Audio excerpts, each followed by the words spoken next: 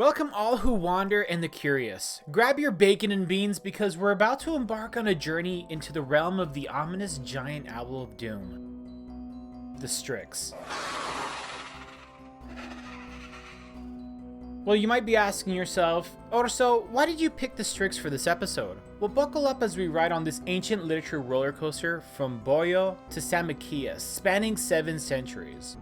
Now picture the Strix, a mythical dark feathered owl with bat-like features, as described by the old-timey writers like Varius Flaccus and Petronius. But unfortunately, hardly anyone bothered putting the Strix in their stories. We're getting all of this info from The Story of the Strix Ancient. It's like a history book, but instead of it being a blockbuster Bible hit, it became more of a B-movie that Google Lens couldn't quite understand. I mean, look, some of these words were like hieroglyphics, and Google had a stroke halfway. But hey, I hope I got the gist.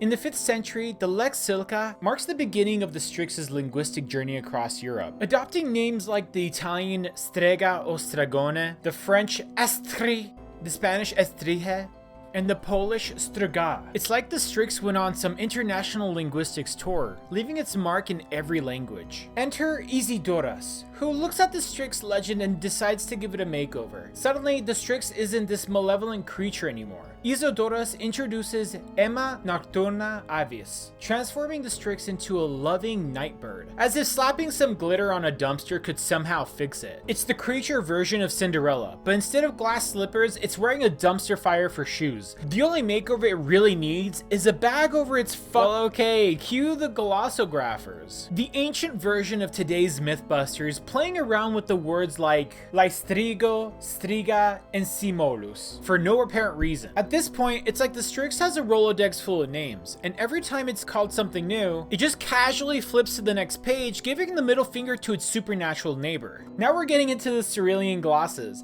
where Ulula, Strix, and Ulundaluluv sound like a magical incantation, right? No, you're wrong. It's just more ancient wordplay. And to add to the confusion, frogs joined the party, making the Strix not just a bird, but an amphibious frog with wings. Yeah, and as we read further, the Strix gained 3 bases of comparison: a demonic character, ferocity like a wild boar, and a lustful nature linked to the consecration of hogs to Aphrodite.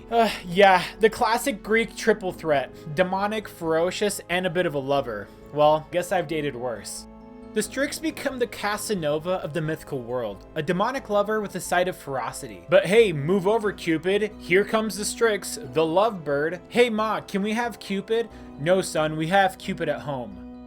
The Strix at home, sitting in the dark corner, playing on her Game Boy Advance while mom and dad are fighting because dad stays late at work and comes home drunk, while mom watches her TLC drinking her cheap wine, and then I have to take care of the baby while she's bedridden, crying, what did she do wrong?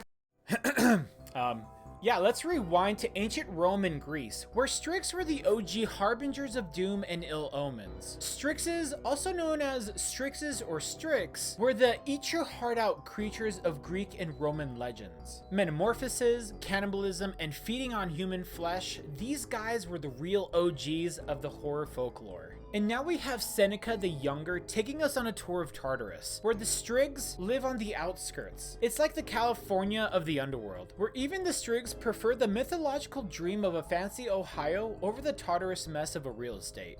Now reading Ovid's Fasti, we find ourselves in the midst of a Strix-infested baby nightmare, starring the legendary King Procus. The Strigs now set their sights on King Procus's cradle, leaving scars on the infant's cheeks and discoloration on his complexion. A mystical ritual featuring a wand of whitethorn was performed by the nymph Crane to keep the Strigs away. The wand required a blood-soaked cloth, previously consumed by a Striga, as a key ingredient. And the magical recipe, you might ask?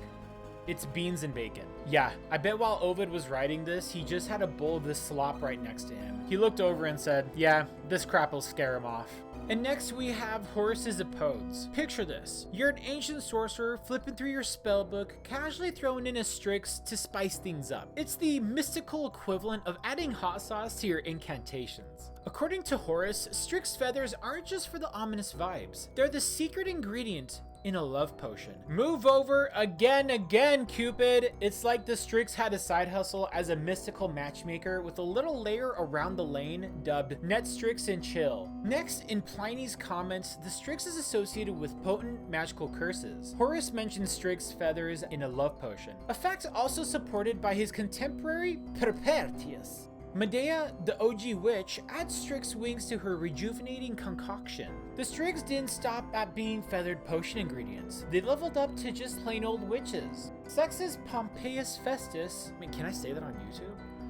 Labeled them as women who practice witchcraft, or the classic flying women. Man, it's like the Strix pulled a career change going from feathered stars to leading the witchy workforce. So next time you're brewing up a mystical concoction or plotting some ancient sorcery, don't forget to tip your mythical hat to the Strix. Cursed creature, love potion maestro, and the original witchy wonder of the ancient world. Who knew an owlback combo could have such a magical resume? And last but not least, Isidor's etymology joins the party. The Strix is now reborn as the Striga. The Strix is going through the developer update 13.37.6. New name, same ominous vibes, and just when you thought the Strix was on a coffee break, it's back in Romanian folklore as the Strigat, the Strigoica, and the Strigoi. They scream, they vamp, and they're basically the rock stars of Romanian supernatural folklore. And so we wrap up this episode of The Strix, a creature with more makeovers than a Hollywood star and more drama than a Latino soap opera. I'm really curious to hear your thoughts on the new comedic direction in this video. It's a departure from our usual straight knowledge style, and I'm eager to know if you enjoy the change or not. Your feedback really means a lot to me. And a special shout out to Hodge, the genius behind the music, Mitch, the creative mind behind the thumbnail, and Ann Smith, the talented artist behind Orso. Your hard work and dedication have truly made this project something very special. Please take a moment to check out my team's incredible work through the links provided in the description below. Your support means everything. Thank you all. And in our next video, we're delving into the realm of the sinister, satanic Santa Claus, Krampus. So until then, keep exploring the weird and wonderful, stay curious like it's a full-time job, and remember, sometimes the real question isn't who, but what in the world was that? Peace, peace. This creature is more like a nightmare in desperate need of therapy. Even Cupid wouldn't swipe left on this creature's dating profile. More like a creature even a mother couldn't love without a blindfold. If beauty is in the eye of the beholder, then this Strix is the creature that the beholders wish they never laid eyes on. Yeah, Emma Nocturna Avis sounds like a failed attempt at a pet's name for a mutant cockroach. It's like putting a tutu on a tarantula and hoping it becomes a ballet dancer. Or slapping lipstick on a pig. Though, in this case, it's more like trying to make a sewer rat look like a runway model. And the only potion that would work on this creature is a potion that erases memory from mine. Because even the Grinch wouldn't touch this thing with a 10-foot pole. Because even a loving mother would hesitate to call this thing even alright.